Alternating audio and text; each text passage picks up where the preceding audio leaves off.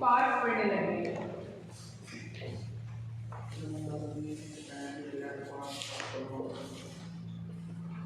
कौन कौन से पार्ट्स होते हैं प्लांट के?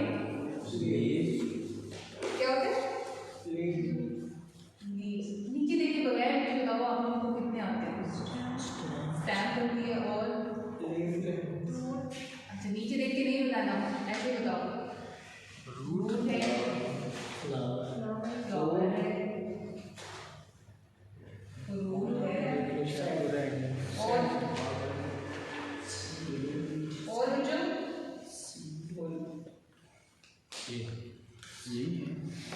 सबसे पहले बेटा उसने लीव्स बताए हैं। उसने कहा फ्लैटेंड स्ट्रक्चर होता है और हायर प्लांट्स का क्या मतलब है? ज़्यादा भी ऊंचे नहीं, ऐसे प्लांट्स जो जड़ कुछ ऐसे हैं ना जो जड़ अंदर ही है उनकी, जैसे आलू है, हम आलू अंदर से निकालते हैं ना ज़मीन से, गाजर हैं फिर भी उसके तो पत्ते बाहर होते हैं, इस तरह की नहीं, ऐसे जो ज़मीन से बाहर हो गए वो हायर प्लांट्स है। वो कहते हैं कि हायर प्लांट्स के पत्ते होते किस तरह के हैं? फ्लैट शक्ल के होते हैं। ये सिंपल फ्लैट शक्ल की होती है, ये फ्लैट है बिल्कुल सतह पर हुई, ठीक है। टिपिकली ग्रीन, मोस्टली ग्रीन ही होते हैं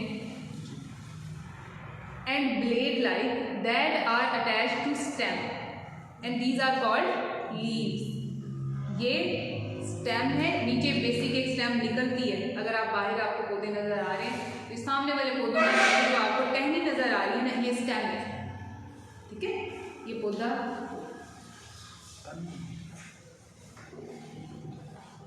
ये स्टेम है, ठीक है। इसके ऊपर ये पत्ते लगे होते हैं। मैं स्टेम किसको भी कह सकती हूँ,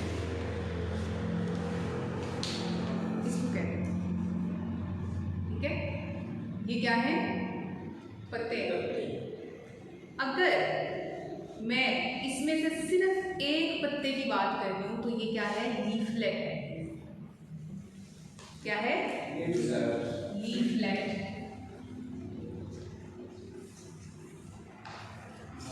सही है। One segment of A compound leaf is called leaflet. Compound leaf ऐसी टहनी होगी जिसमें ज्यादा सारे, जैसे ये कंपाउंड लीफ है, इसमें बहुत सारे पत्ते लगे हुए हैं ना, उसमें से एक पत्ता जो है वो क्या है? लीफलेट है। फिर आगे है बेटे स्टेम की डेफिनेशन। स्टेम क्या होती है? उससे पहले फंक्शंस बता दिए। स्टेम करती क्या है? एक तो सपोर्ट कर रही है, स्टेम होगी तो बाकी सारा कुछ खड़ा है ना उसके ऊपर। विकास, स्टेम क्या होती है? सहारा देती है। They act like the plants plumbing system. Plumbing system क्या होता है? घर में भी प्लम्बर जो बुलाते हैं, हम क्या काम कराते हैं उससे? ऐसा तमाम काम जिसमें पानी का फ्लो होता है, गुड, वो प्लम्बिंग सिस्टम है। स्टेम कैसे प्लम्बिंग कर रही है? स्टेम क्या करती है, जो मेरे फूल के अंदर इस टाइम न्यूट्रिएंट्स है ना, मतलब जो ग़िज़ाइयत है या जो भी इसने बनाया है या जूस है या जो भी चीज़, उसकी नीचे भी तरसील करेगी, ठीक है। और जड़ से जो पानी हम जड़ को दे रहे हैं वो पानी ऊपर भी लेके आएगी फूलों और पत्तों को देने के लिए। तो ये स्टेम क्या कर रही है? प्लम्बिंग फंक्शन कर रही है। ये प्लम्बिंग सिस्टम है पूरा प्लांट का। वाटर, अच्छा, conducting water and nutrients from the roots and food in the form of glucose from the leaves to the other plants parts. Leaves और फ्लावर से क्या लेके जा रही है? जो न्यूट्रिएंट्स बन गए हैं, मसलन ग्लूकोज बन गया है, ग्लूकोज को पूरे पौधे को दे रही है। नीचे से क्या लेके जा रही है? ऊपर पानी लेके जा रही है, या वो खादे वगैरह जो हम नीचे पौधों को लगाते हैं वो वाली ऊपर लेके जाएगी। समझ आइए इस बात में? न्यूट्रिएंट्स की समझ आइए क्या होता है? जो ग़िज़ाइयत होती है ना किसी भी चीज़ की, मतलब उसके अंदर क्या क्या है, वो उसके न्यूट्रिएंट्स होते हैं बेसिकली।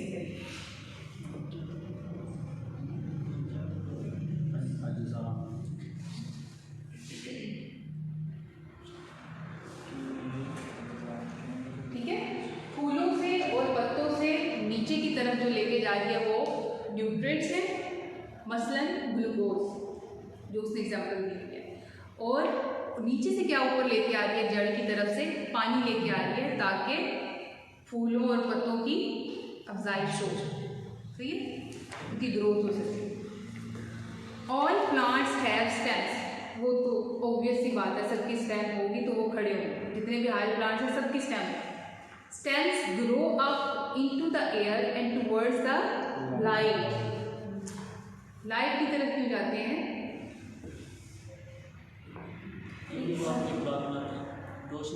रोशनी से, एग्जैक्टली, रोशनी आएगी तो ही, रोशनी कौन सी होती है? सनलाइट।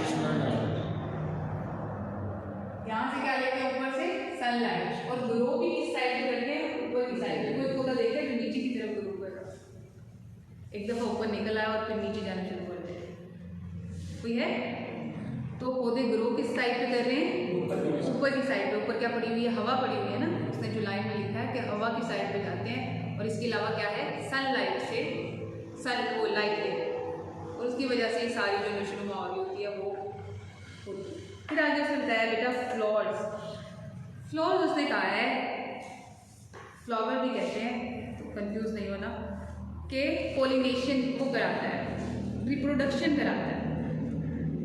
रिप्रोडक्शन कैसे कराता है? आप अगर देखो तो ये वाला पार्ट जो है, इसके अंदर पोलन ग्रेन्स पड़े होते हैं। जो एक परिंदा इधर से पोलन ग्रेन्स लेके जाता है वो दूसरे फूल के ऊपर गिरा देता है, वहाँ से उन दोनों का पोलिनेशन जिसको कहते हैं ना, वो पोलिनेशन होती है, उसकी वजह से एक नया प्लांट बन सकता है। जैसे हमने इंसान के अंदर एम्ब्रियो पढ़ा था, एम्ब्रियो से नया इंसान बन रहा था ना। एम्ब्रियो में हम क्या करते थे? एक मेल ले लिया और एक फीमेल सेल लेते हैं। इसी तरह हम प्लांट में भी क्या करते हैं, ये मतलब नेचरली हो रहा है, अल्लाह ने इसी तरह का सिस्टम बनाया है कि जो बर्ड्स हैं, परिंदे जो होते हैं, वो अपने पाँव के साथ या उनके साथ यहाँ से पोलन ले लेते हैं और वो फीमेल प्लांट्स को खिलाते हैं। उन दोनों की फर्टिलाइजेशन होती है, उसकी वजह से एक एम्ब्रियो बनता है, उस एम्ब्रियो से एक पूरा नया प्लांट होता है, ठीक है। The flowers of plant have always been popular in traditional medicine. उसमें ट्रेडिशनल बहुत सारी ऐसी मेडिसिन है जिनके अंदर हम फूलों को इस्तेमाल करते हैं। एग्जाम्पल उसने दे दी है क्लोव की, कैमोमाइल फ्लावर लिखा हुआ है। क्लोव जो होता है ना, उसको ऐसी ड्रग बनाने के लिए यूज़ करते हैं, जो सांस की बीमारियां हो जाती हैं उसमें यूज़ कर रहे होते हैं।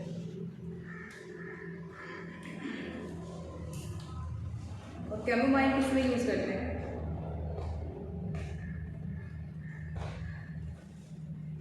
फीवर, इन्फेक्शन, इन्फ्लेमेशन, फीवर लिख लो। अच्छा मैं कहती हूँ तो लिखते हो, वरना नहीं लिखते आप लोग, ठीक है। आगे उसने कहा है fruit. Fruit is the seed bearing. Seed bearing का क्या मतलब है? कि उसके अंदर बीज होता है। कोई फ्रूट की एग्जाम्पल हो, इसके अंदर बीज है।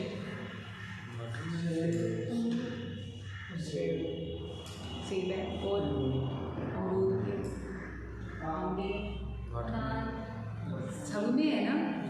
इससे ये नतीजा निकलता है ना कि फ्रूट के अंदर क्या होता है? बीज होता है।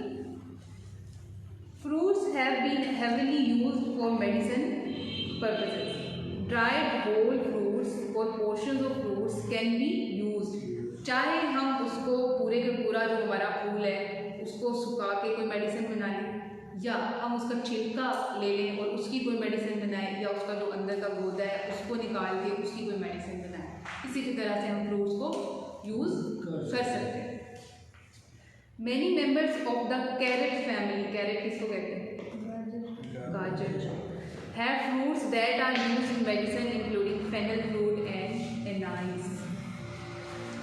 बेटे जो कुछ इस तरह मैदे का मसला है, जीआईटी खाना नहीं, भूख नहीं लगती, उसमें ना हम ये यूज़ करते हैं, एनाइस जो है, फेनल और एनाइस। यहाँ लिख लो। एपिटाइट समझते हो किसको कहते हैं? भूख को कहते हैं।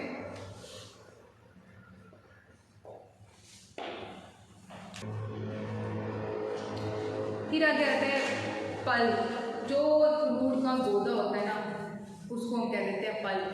क्या करते हैं हम उसका जूस पीते हैं या फिर खा लेते हैं, उसको खाने के लिए यूज होता है, या आप जिस तरह से उसको यूज करना चाहो। एडिबल का क्या मतलब होता है? खाया जा सकता हाँ जी, एडिबल वो चीज़ होती है जो खाए जाने के काबिल हो।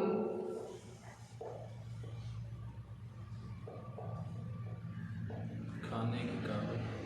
खाए जाने के काबिल या खाने के काबिल।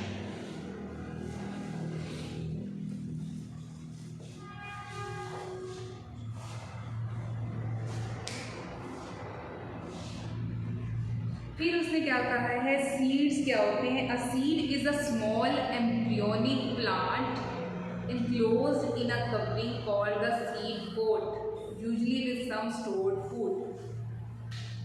ये एक सीड है, इसके बारे में क्या पड़ी हुई है, इसकी कवरिंग पड़ी हुई है। अक्सर बीज हमें ऐसे भी मिल जाते हैं, कुछ पौधों के बीज हम कह देते हैं ना, नर्सरी वाले को जाकर कहते हैं कि फलाने पेड़ का एक बीज मिलता है, तो होते हैं ना। इसी तरह जैसे ये वाले बीज हम लेंगे, आम की गुठली जो लेंगे, अगर हम आम की गुठली को तोड़ें तो उसके अंदर से और बीज निकलता है, वो किसके अंदर है? कवरिंग के अंदर है बीज। समझ आइए?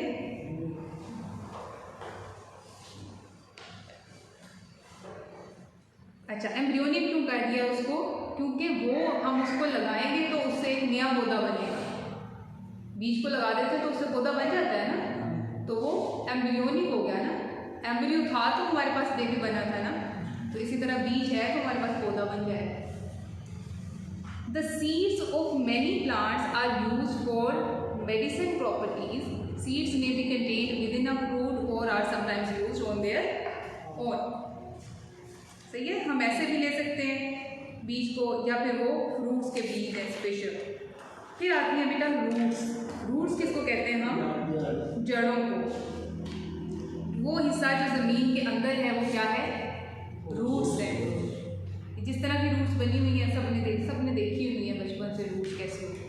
The part of the plant which attach it to the ground और to support, typically underground. Underground का मतलब क्या है? जमीन के नीचे। Conveying water and nourishment to the rest of the plant via numerous branches and fibers। इस line का क्या मतलब है? क्या करती है बेटा रूट्स? उसने कहा है कि पानी और जो चीज़ें नशोनुमा, नरिशमेंट वाली चीज़ें वो होती हैं जो नशोनुमा करवाती हैं। नशोनुमा करवाने के लिए जो चीज़ें, मतलब हमने खाद वगैरह या कुछ इस तरह की चीज़ें डालनी है उसके अंदर, उन चीज़ों को स्टेम तक पहुँचाएगी, पौधे का जितना हिस्सा ऊपर है वहाँ तक पहुँचाती है। आप फर्ज करो ये ग्राउंड में लगा हुआ है, ठीक है, इसकी जड़ें हैं नीचे, इसको पानी शानी दिया मैंने, खाद शाद दे दी, तो पानी को और खाद वगैरह को ये पूरे ऊपर पूरे पौधे तक पहुँचाएगी, ठीक है, आखिरी पत्ते तक। जहाँ नहीं पहुँचेगा वहीं से ही मुरझा जाएगा।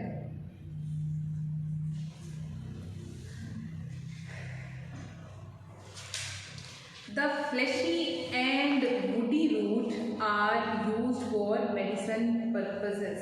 fleshy वो क्या होती है? रूट क्या होती है?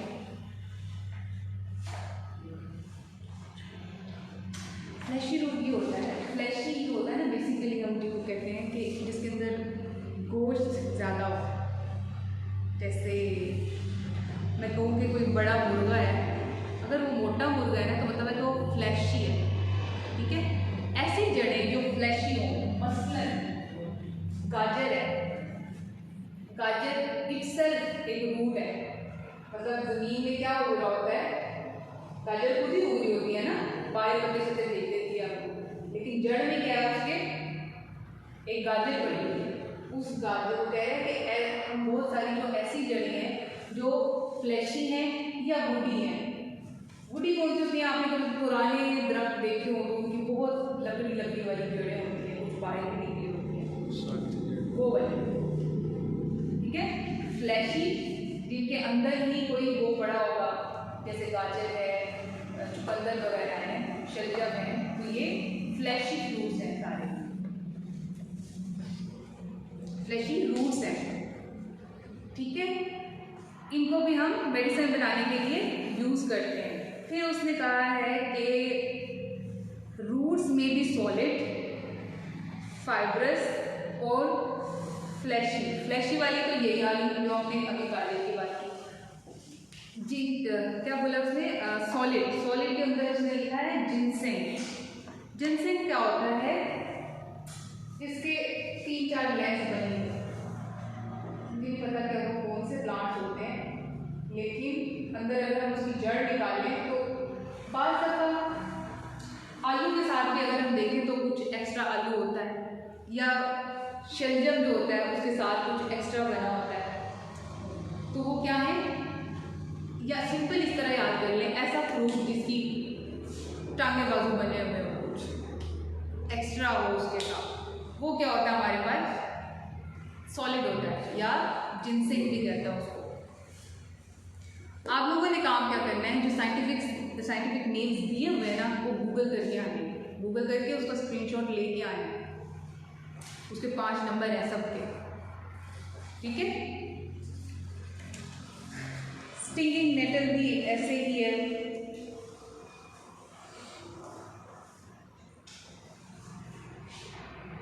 इस तरह की जड़ियों को जमीन के अंदर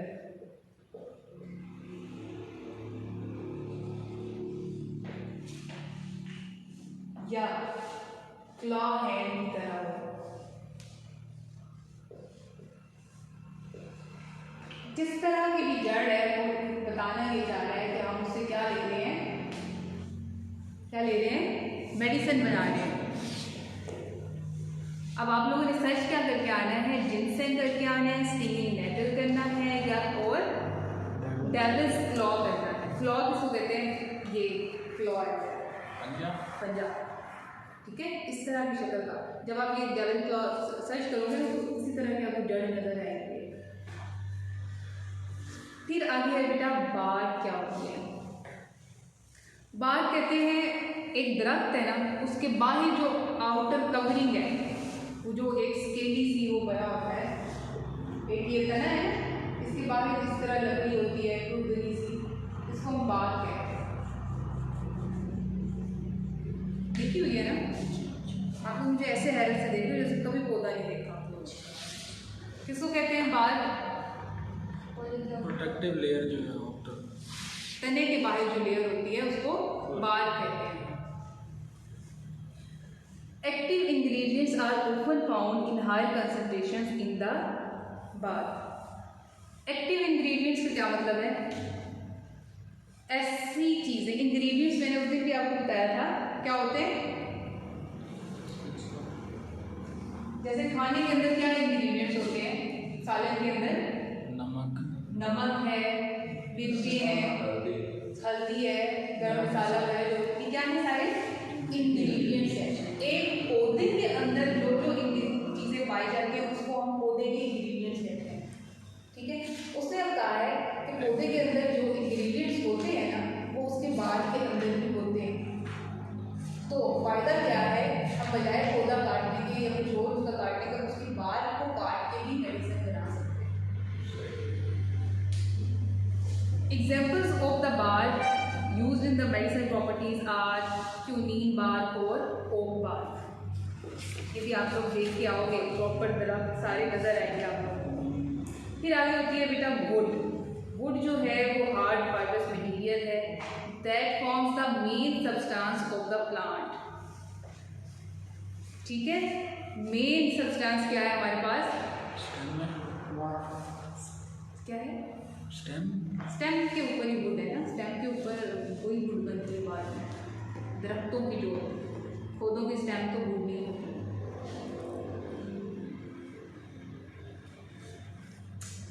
thick stems for the wood of the trees for shrubs are used for medicine properties. Shrubs किसको कहते हैं? सिशांत साहब जल्दी जल्दी से। हाँ, जड़ी बूटियाँ। फिर आगे आते हैं बल्ब। प्याज देखा है कभी किसी ने? कितनी लेयर्स होती है उसकी? नहीं गिन सकते ना, डिफरेंट होती है हर प्याज की। प्याज की जो शेप है ना, उससे याद रखना है, जो भी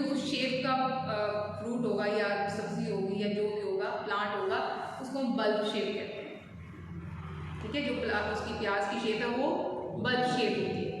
तो कहते हैं bulb is defined as a fleshy structure comprised of numerous layers of leaf bases, otherwise known as bulb scales, onion species and garlic। अच्छा, अब उसने क्या कह दिया है कि वो जो प्याज है उसकी डिफरेंट लेयर्स होती हैं, सही है, उसको हम क्या कह देते हैं, बल्ब स्केल्स भी कह देते हैं। क्या कहते हैं? Bulb scales. Bulb scales. Rhizomes क्या होते हैं? कुछ तने ऐसे होते हैं जो जड़ की तरह के होते हैं। एग्जाम्पल दो जल्दी से, अभी मैं बहुत देर से राइजोम की एग्जाम्पल दे रही हूँ आप लोगों को। कौन सी ऐसी चीज़ें हैं जो ज़मीन के अंदर उगती हैं, बाहर सिर्फ पत्ते होते हैं? गाजर, सारे क्या हो गए ये राइजोम्स हैं। जड़ जो है इनके अंदर क्या है, इनकी पौधा जो है वो बेसिकली जड़ है। अगर हम मैं गाजर को निकालूं या हम गाजर का पौधा देखने चले जाएं तो मैं जो गाजर है वो क्या है, जड़ है। शलजम क्या है, जड़ है ना। तो वो उनको हम क्या कहते हैं, राइजोम कहते हैं। Rhizomes often produce leaves above the ground and roots in the ground। Roots किधर है, ग्राउंड के अंदर है, और लीव्स किधर है, उनके बाहर है। Several medicinal plants are used primarily for their ribosome। Ginger की एग्जांपल दे दी उसने, क्लम्बाइन की ब्लड रूट। ब्लड रूट देख क्या हो गया आप लोग, क्या होता है। फिर आगे हर्ब्स हैं। हर्ब्स होती हैं जड़ी बूटियाँ, श्रब्स होती हैं झाड़ियाँ। अच्छा, बॉटनी क्या होता है बेटा? Study of plants, study of plants.